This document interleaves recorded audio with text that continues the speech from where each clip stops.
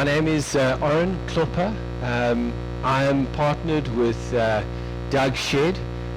He's the principal of KEPS, King Edward's Preparatory School. It's an all-boys school. And our interest in signing up for PFP was really around growing our understanding of what is the public school education challenge in South Africa. Because what we're trying to do as the King Edward's Trust is we're trying to decide on how we would like to have an impact on public education and not just necessarily the interests of King Edward's, the high school and the prep school. So I've gone through unbelievable growth through it. It's been very insightful to see what it's like to be a principal. It is an unbelievably challenging job. I honestly believe it's much harder than what I do. The stakeholders that a principal has to manage, it is a lot more complicated, and from the modules that we've done, particularly Community, the book by Peter Bloch, has just been unbelievably insightful. It's helped, it's definitely given me some patience in some of the things we're trying to do at the school and in the broader public education space. But yeah, I've gone through unbelievable growth through it. It's been great to get insight into an educator leader like Doug and some of the other people in our learning group. So I really enjoyed it.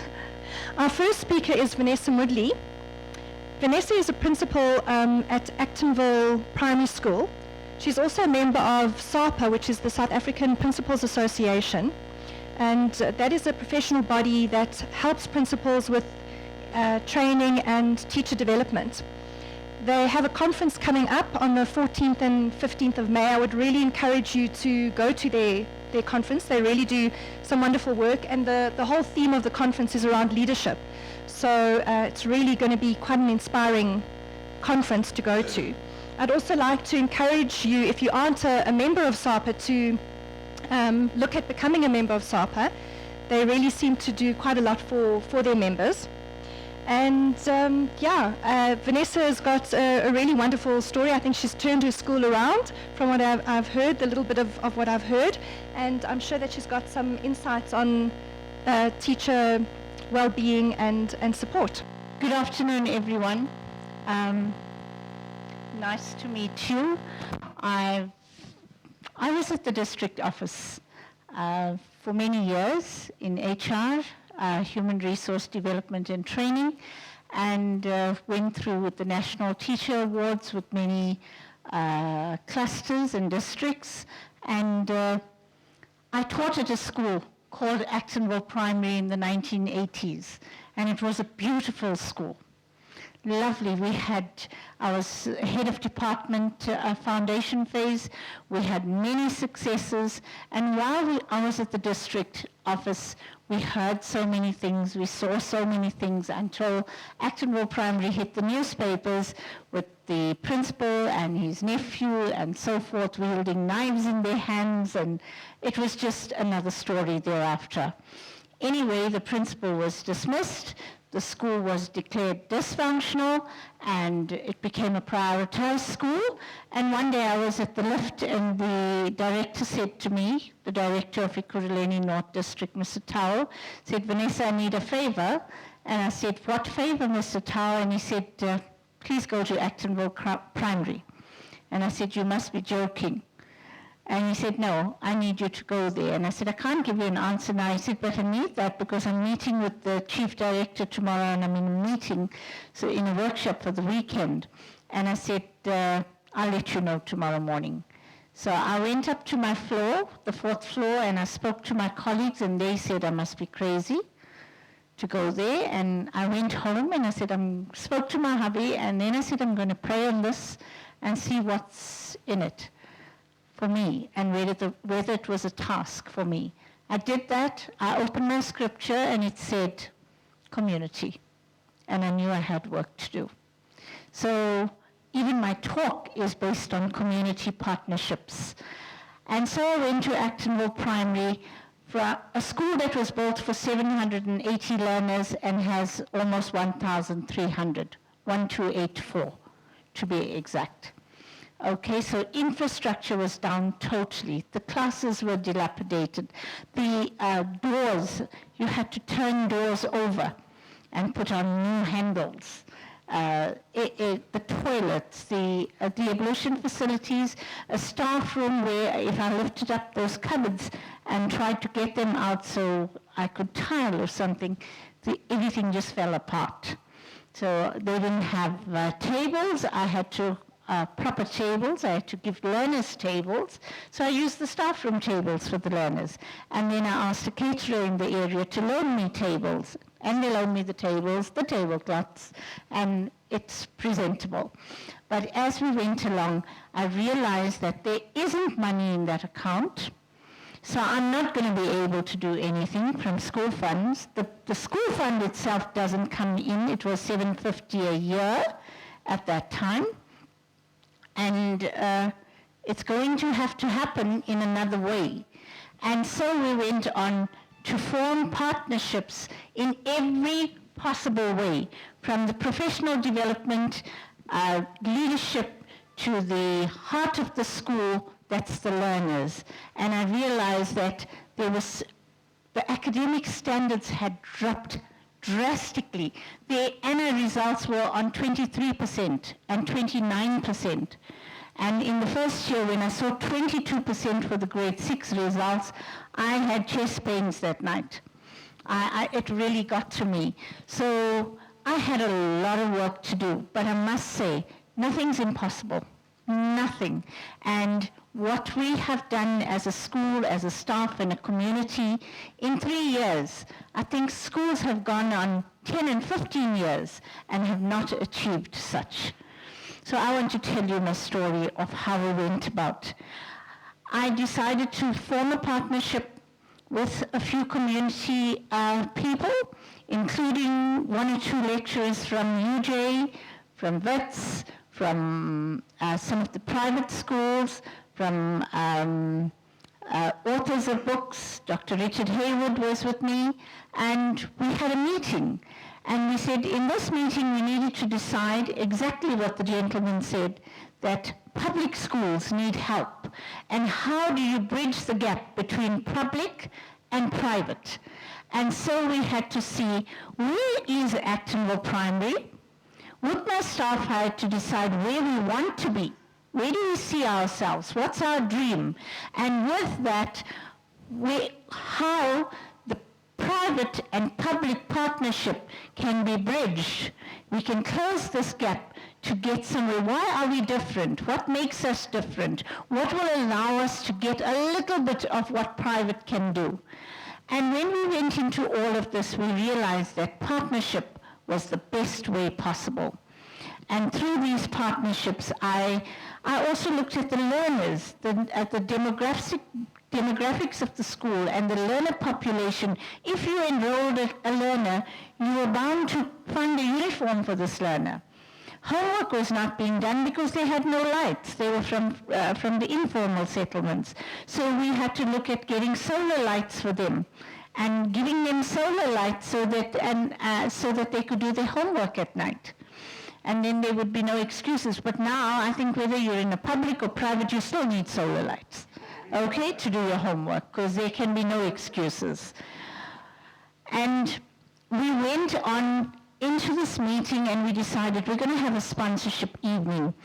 You won't believe how the staff rallied together, getting us the ingredients that the staff cooked. They set up. They did the decor, we did our PowerPoint, and we invited parents from the parents' business partnerships from the community, and we said, we're a school that wants to pick our game up. We want to be here. We are now very low. We were regarded as the lowest in the area, and we were shy at the way we were looked upon. We were ashamed, but we're not going to stay there long because we know where we want to go. And we had pledge forms on the tables, and we said, help us. take us, here's our needs list. And I went on to do a needs list that looks different from any other school. I put them into phases. If I said there was one water point in the school only, one water point for 1,200 learners. And if I said I needed to redo toilets, then I obviously put down what the tiles would cost, what the taps would cost, what the towel racks would cost, and I put down smaller phases of development. And with that, if somebody was willing to give you the taps, they could do that. If they wanted to do the tiles, they could choose a phase of a project rather than take on the whole project for 20,000 or 50,000 rand. And that makes it more, allows people to give to you because you're not asking for the whole. You want a part of something. And I put everything down from curriculum to, remember that maths and English were at its lowest, and I had to bring up curriculum. So I decided to focus on the heart of the school. The hub of the school would be the library, and next to it there was a spare room, and I decided I'm going to have a maths center there. And what we put up was something that I don't think any school in the country has something like that now. It's a fantasy world. It's a fairyland for my children, and they come through for every maths period. But I was so lucky to get a family coming that night of the sponsorship evening. A family said they're prepared to do something. She was a psychologist, but asked what could she do. I said, come in and meet with me. And we said, let's do a maths center. And this family, in memory of their dad, quite a big family and a business family, decided to set up this entire maths center for us. So every learner from grade R to grade 7 gets an opportunity to do their 1 hour a week in the maths center. And next to it, the library, which I also did a readathon program and had to refurbish the entire library, bringing in downlighters from parents who didn't use them. Parents had them in their garage, and some of them sent them to me. So I used lots of seconds. But it created a school that we are so proud of now. A parent covered my staff room chairs. You wouldn't want to sit on them. And I had nothing in the office, nothing at all. So I walked into something that was empty. So part of my home went into my office to create an office for myself. Because a parent, not even files, because the principal walked out with these 100 files, which was probably department paper, but he went off with it anyway. And here's where we have been. We have gone through partnerships from curriculum. According the essay, productivity essay, have any of you been with them? Have any of you listened to them? It's free. Productivity essay is free. They come to your school, they do a talk on excellence, and they take you through a program that you could work with the staff so that everything you think is quality and excellence, and they helped us along that road.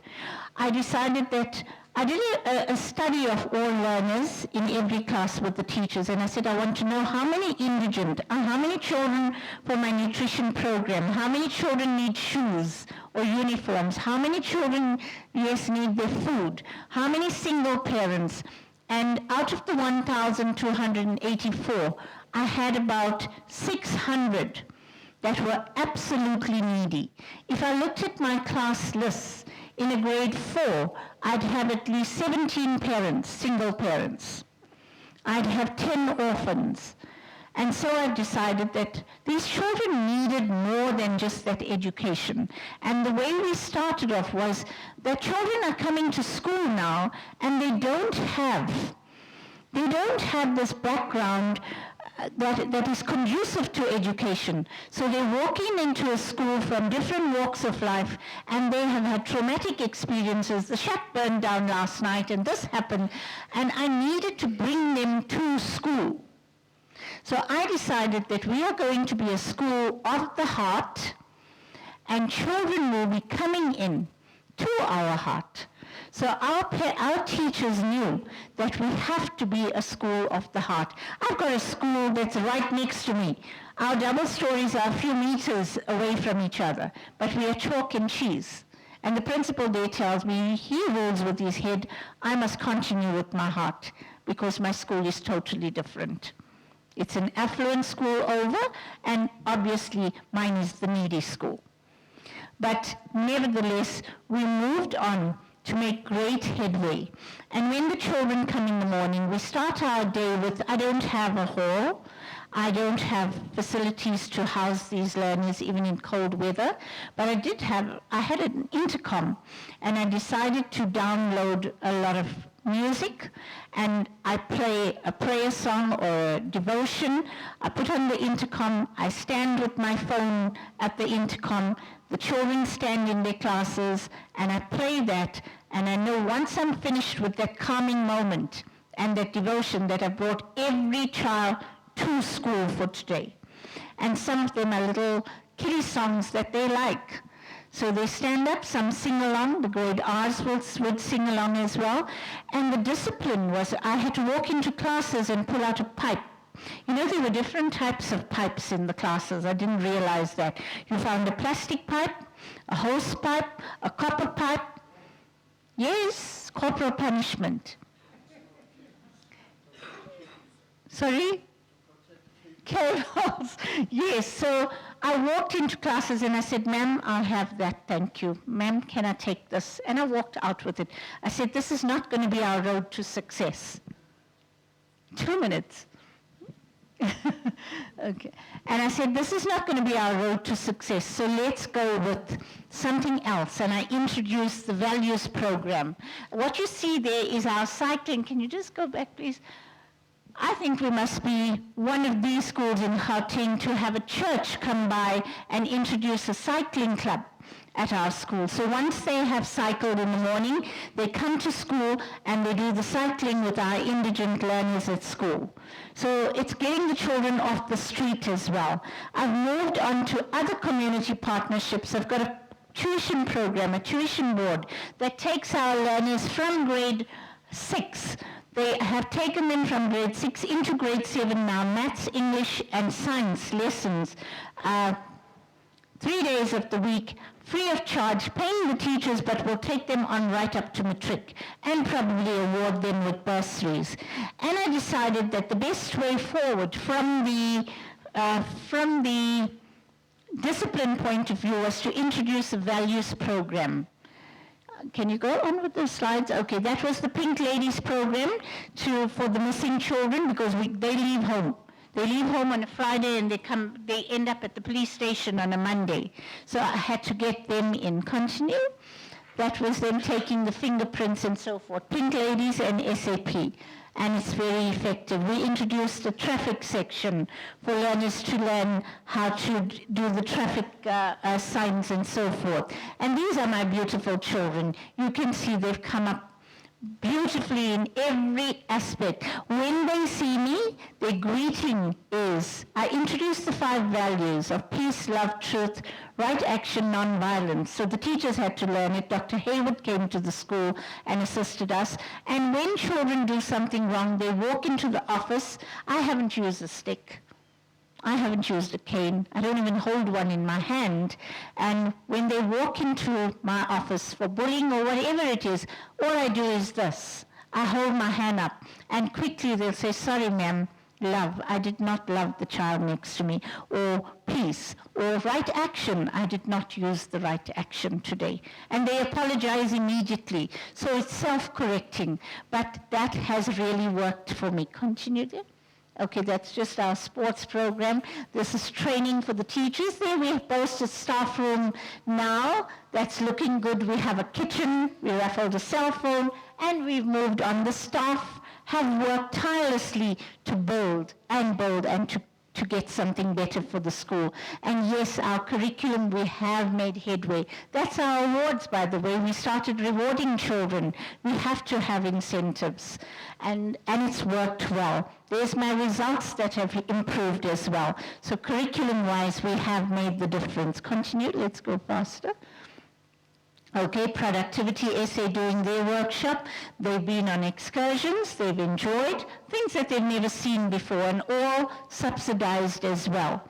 And yes, you can, I've even, because of the type of school I'm in, I've had to look for people who could do counseling with my teachers. So my teachers are on a program, a counseling course, because I realize every teacher is a counselor now. Has to be, because of the type of children we have. So we are still in training. You can see parent training. Do you know what parent training is about? It's where we call, because we're not going to get results if we don't get the parents to assist, where we call in the parents once a term and we say, this is the content for the term. So we do the maths and the English with them. We go through it and we say, if your child is having a problem with multiplication, here's how you do this problem. So we teach the parents so that they can assist the learner. So we've gone through parents' evenings of that nature. Yes, our children have gone to the Commonwealth Games, and that's my staff room at the bottom. Before, after, those tables had to go to the classes, and then a caterer gave that to us. And there's my library, from old to new. Okay? And we've really gone on to, and this is in 3 years, ladies and gentlemen. But together with that, we feed 350 a day, and that couldn't be done by department only, so we have community partnerships coming in with extra items like macaroni and soups and so forth. We also have an orphans program on a Thursday where community comes in and does a program. We have the reading go-go's. We have the clinic. Okay, we've had something wonderful. In fact, I wasn't supposed to be at school this week at all. I'm supposed to be on compassionate leave. My mother-in-law passed away on Sunday, and I was at school on Monday. The funeral, she passed away on Saturday, funeral on Sunday, and I was at school on Monday because I had a big project going. There was a community guy who tried to get Specsavers for us. He tried for 8 months, and he succeeded to get Specsavers to test every child in our school, with their machines, by the way, not with just the chart, with their machines. And by tomorrow, every child would have been tested, and those who need their specs, their glasses, would be getting them. So that is why I had to get to school to start off this project. Nobody gets something so easy. Everything comes in a difficult way, but we've had so much going. We built up a sewing room, a skills development room, and we have our unemployed parents there going on with their classes. We've had management courses for management that have been given free of charge from consultants. I can go on and on and on. There's a values program. I haven't put it on. If you want me at another time, by all means, are coming. But I've just given you a few examples of how a caring staff and a caring management can take, and not just for the learners, but for yourselves as well. At the end of the term, teachers mark 500 scripts. One grade is about 400 children. So at the end of the term, I try and get community people to come and do some massaging for my teachers. Yes, on Valentine's Day, this year, I've created a little gym in the staff room so that they can de-stress during the substitution period. So I have given the staff as well as the learners a home, a heart to be where they are now, and I think we have succeeded. We still have a long way to go, so maybe in a few years we'll tell you where we've gone to. Thank you very much.